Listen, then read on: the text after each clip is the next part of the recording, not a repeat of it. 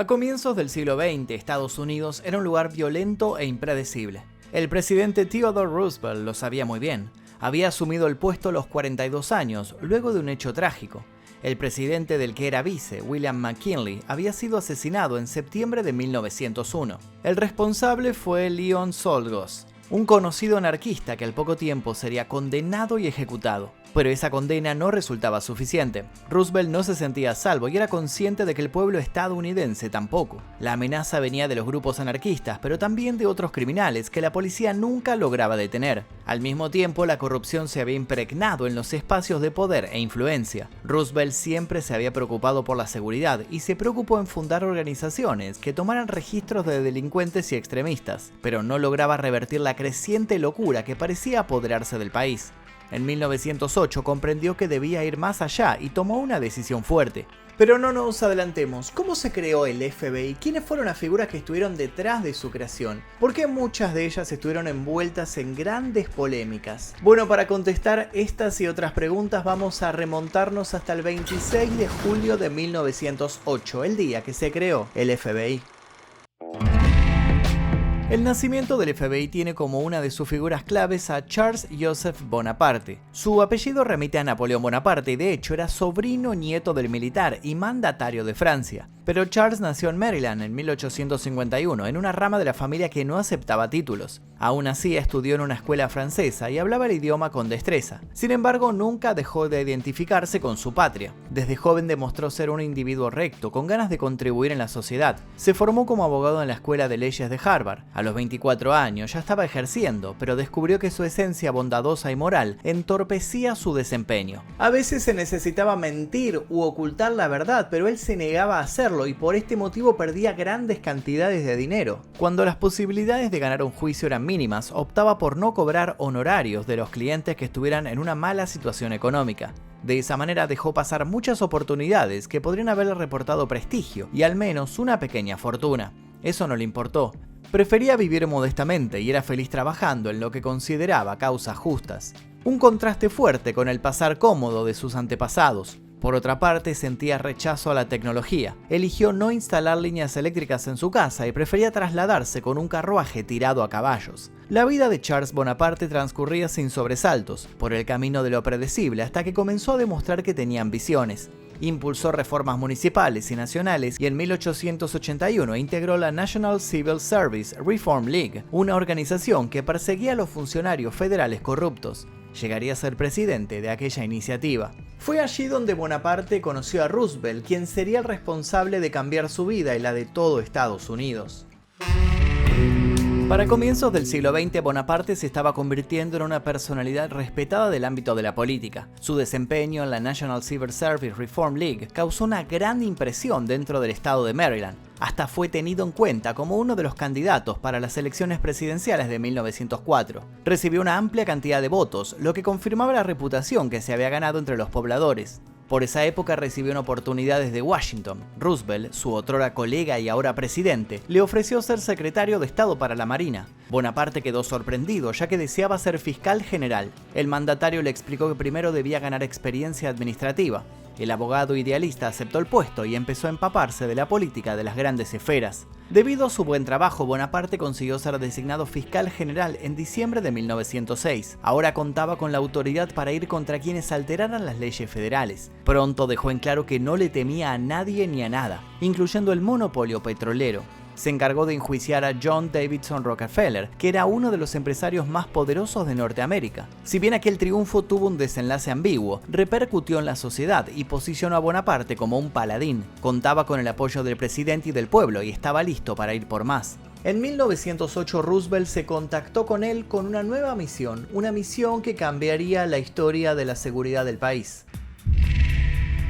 Roosevelt y Bonaparte tenían un plan concreto para combatir la inseguridad en el país, la creación de un cuerpo de policía especial dentro del Departamento de Justicia. pero no les sería fácil concretarlo. La propuesta no convenció en el Congreso. Argumentaron que una organización de ese estilo pondría en peligro las libertades individuales. Además, Bonaparte generaba desconfianza por su apellido. Consideraban que pretendía escalar y alcanzar una altura como la de Napoleón. Hasta lo llamaron Fouché, en referencia a Joseph Fouché, impulsor del Ministerio de Policía de Francia y del espionaje moderno. Al margen de las justificaciones de los congresistas, había otra cuestión de fondo. Se acusó a Roosevelt de querer implementar tácticas para investigar políticos. El Departamento de Justicia había destapado negocios que vinculaban a algunos de ellos con la venta de tierras federales. El plan de Roosevelt y Bonaparte fue rechazado, pero no solo eso. A partir de entonces, cada investigación del honorable abogado padeció la interferencia del Congreso. Ahora no podía ir contra las personalidades influyentes. Pese a las restricciones, el dúo de idealistas contaba con una fuerte ventaja. Roosevelt seguía siendo el presidente y tenía la autoridad suprema. Le dio libertad absoluta a Bonaparte para abrir una agencia de investigación clandestina. El primer paso de Bonaparte fue conformar un equipo de agentes. Hasta esa época, el Departamento de Justicia solía recurrir a integrantes del servicio secreto. Esta agencia federal disponía de hombres bien entrenados para la investigación y la protección de líderes políticos, pero esta vez quería personal que respondiera exclusivamente a él, al fiscal general, no al jefe del servicio. En tanto, los impedimentos continuaban. El 27 de mayo de 1908, el Congreso promulgó una ley que impedía al Departamento de Justicia involucrarse con el servicio secreto. Pero Bonaparte no estaba dispuesto a rendirse. Acudió a 10 ex agentes del servicio secreto. También interesó a algunos investigadores de personajes del mismo Departamento de Justicia. Así logró una mezcla de experiencia y de juventud. Con todo listo, el 26 de julio de 1908, Bonaparte les ordenó que se presentaran ante el examinador jefe, Stanley W. Finch. Él decidiría si algún integrante de la Fuerza de Agentes Especiales bajo su dirección estaría disponible para el trabajo a realizar. Los requisitos a cumplir eran específicos: buena educación, preferiblemente con título universitario, y miembros del Colegio de Abogados. Además, no debían tener una apariencia inusual, para que pudieran pasar desapercibidos entre la multitud. De esa manera quedó inaugurado el Bureau of Investigation, conocido por las siglas BOI. El surgimiento de esta agencia enfureció al Congreso. Roosevelt y Bonaparte debieron dar explicaciones. El fiscal explicó que debía actuar por fuera de la ley para aplicar la ley debido a la actitud negativa de los congresistas. El presidente fue más contundente. Los acusó de ponerles trabas porque ocultaban algo. Al mismo tiempo, Roosevelt y Bonaparte apelaron a la opinión pública. La gente no pensó que la agencia representara un peligro para la libertad individual. De hecho, confiaron en los argumentos para que una empresa de esas características operara en un país cada vez más violento e inseguro. El Congreso no tuvo más remedio que bajar los brazos y autorizar la creación de esta flamante policía especial. El proyecto que tanto anhelaban Roosevelt y Bonaparte ya era una realidad, pero quedaban algunos pasos para que terminara de cobrar la forma definitiva. Y es así como nuestra historia vuelve al principio.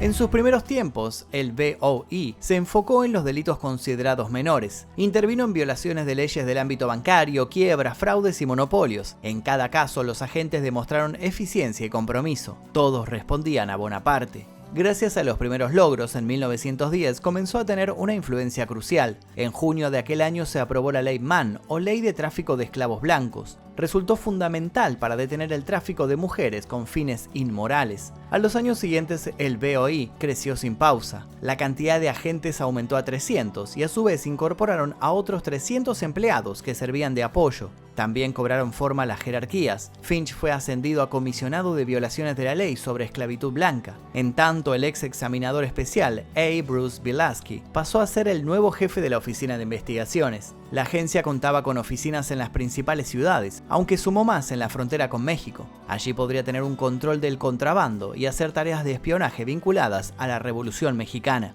El BOI también empezó a marcar una diferencia dándole chances a las por entonces consideradas minorías. En 1919 contrató a James Gurnley Jones, el primer agente negro, que solía infiltrarse en grupos subversivos. 3 años más tarde llegó Alaska Davidson, la primera agente mujer. Mientras el BOI continuaba imponiendo la ley, sus principales responsables hicieron su camino por su lado. Roosevelt dejó la presidencia en 1909, murió 10 años después. En cuanto a Charles Bonaparte, se ganó el apodo de Charlie el cazador de ladrones. Partió en 1921 y hasta sus últimos días debió soportar las comparaciones con su antepasado, Napoleón. Pero la agencia estaba por dar el salto evolutivo definitivo. Además de Roosevelt y Bonaparte, el desarrollo del FBI contó con otra figura preponderante, J. Edgar Hoover. A los 22 años, luego de estudiar Derecho, el joven ingresó al Departamento de Justicia. Comenzó a trabajar en la División de Emergencias de Guerra y al poco tiempo se convirtió en jefe de la Oficina de Enemigos Extranjeros. Tenía el poder para capturar y encarcelar a extranjeros sospechosos y sin necesidad de llevarlos a juicio. Así pudo perseguir y arrestar a alemanes viviendo en Estados Unidos durante la Primera Guerra Mundial. Debido a su determinación y con solo 24 años, Hoover fue ascendido a jefe de la división radical. Ahora su objetivo era vigilar las actividades de los radicales. Una vez más su eficiencia le valió el respeto de sus superiores. Pero su gran oportunidad llegó el 10 de mayo de 1924. Fue elegido director del BOI. Asumió en una época complicada en Estados Unidos. Se lo llamó los años sin ley debido a los altos índices de criminalidad. Los gángsters controlaban las calles e influían en el devenir de la sociedad. Nombres como Al Capone y John Dillinger se volvieron tema de conversación. Lejos de dejarse intimidar, Hoover aplicó de inmediato una política de mano dura. Empezó dentro de la propia agencia. Primero reparó en que por esa época contaba con alrededor de 650 empleados. Despidió a los que no consideraba calificados para ser agentes. También prescindió de Davison porque, según su parecer, no tenía ningún trabajo concreto para una mujer. Luego aplicó reformas extremas, quitó la regla de antigüedad de los ascensos y estableció inspecciones periódicas del personal. A la hora de contratar nuevos agentes, los requisitos fueron más firmes, entre 25 y 35 años de edad, además de una sólida formación en Derecho o en Contabilidad. Hoover además impulsó la creación de un laboratorio científico para investigar y detectar delitos. Al principio ocupaba un espacio pequeño dentro de la agencia, pero las primeras pruebas de su importancia permitieron obtener mayor financiamiento federal. Los criminólogos pudieron contar con recursos como microscopios, marcas de agua, referencias de armas y tipo de letras. En paralelo se creó una academia para capacitar oficiales de policía de todo el país. Pero los cambios más decisivos tuvieron que ver con el nombre de la agencia. En julio de 1933, BOI se fusionó con el Bureau of Investigation y fue bautizada como Division of Investigation. Así se transformó en un servicio independiente dentro del Departamento de Justicia. La confusión entre los agentes obligó a que en 1935 y por pedido de Hoover adoptara el nombre definitivo, Division of Investigation to the Federal Bureau of Investigation, mejor conocido como FBI. El por entonces presidente Franklin D. Roosevelt firmó el proyecto de ley que confirmaba el nuevo nombre y también su lema: fidelidad, valentía, integridad. El FBI era una realidad y ya ningún delincuente olvidaría aquellas siglas. No obstante, el encargado de conducir su destino empezaría a revelarse como alguien oscuro. Ninguna figura de Washington dudaba de la capacidad de Hoover al frente del FBI, pero su comportamiento se fue volviendo más controvertido. Durante años mantuvo su postura conservadora. Muy pocas veces contrataba agentes que fueran de color o mujeres. Los cambios en el mundo lo obligaron a ceder un poco. Además, solía apropiarse del crédito que les correspondía a los jefes de operaciones que supervisaba. Uno de estos casos fue el asesinato de Dillinger. Hoover era inteligente, astuto, metódico, arrogante. Supo mantenerse como director del FBI aunque fueran pasando los presidentes. Era más intocable e inamovible que cualquier autoridad y alcanzaría un poder tan silencioso como indiscutible.